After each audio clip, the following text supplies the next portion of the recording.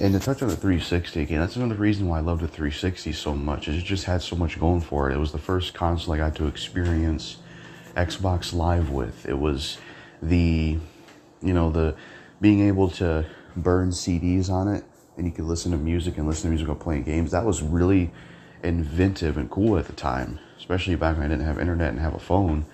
That was a really cool feature, and it just had so much going for it. 360 had just by itself a really good library of video games, and it still does.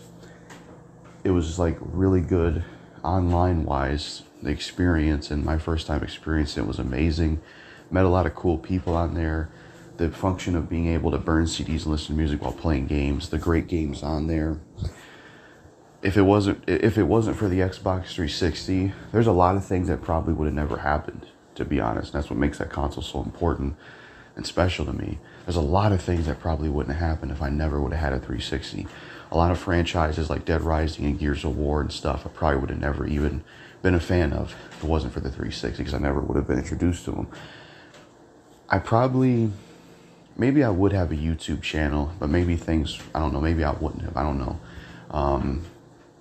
I also would have never even knew about creepypastas if it wasn't for Xbox 360, because I had an Xbox 360, I happened to meet someone who then happened to show me creepypastas online.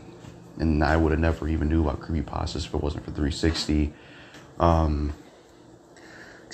It had so much going for it. It really did. It was almost more than a console. I never had an experience like that. Like with PS4 and these other consoles, it's more so just been the games rather than like 360. Not only had a better library and better games than a lot of these new systems, but it just had more going for it. It was so good that it was more than a game console, in my opinion. From finding creepypastas through Xbox Live because I knew a certain person, meeting a bunch of cool people online, the experience of, like I said, burning CDs and having music to listen to while playing games, the games themselves, that was just a legendary console. And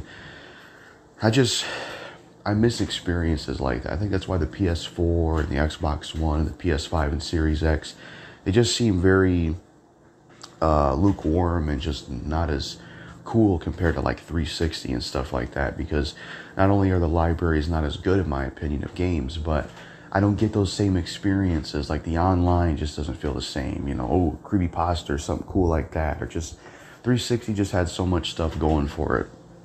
And I just think it was the experience I had on there, I will always remember.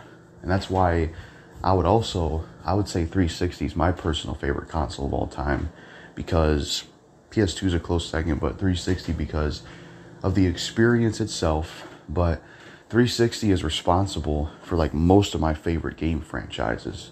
If it wasn't for the 360, would have probably never played Fallout 3, Gears of War, Dead Rising, Left 4 Dead, things like that would have never happened. You know what I mean? So it was a one of a kind. And I think the experience of the PS4 and Xbox One, it just couldn't match up to 360.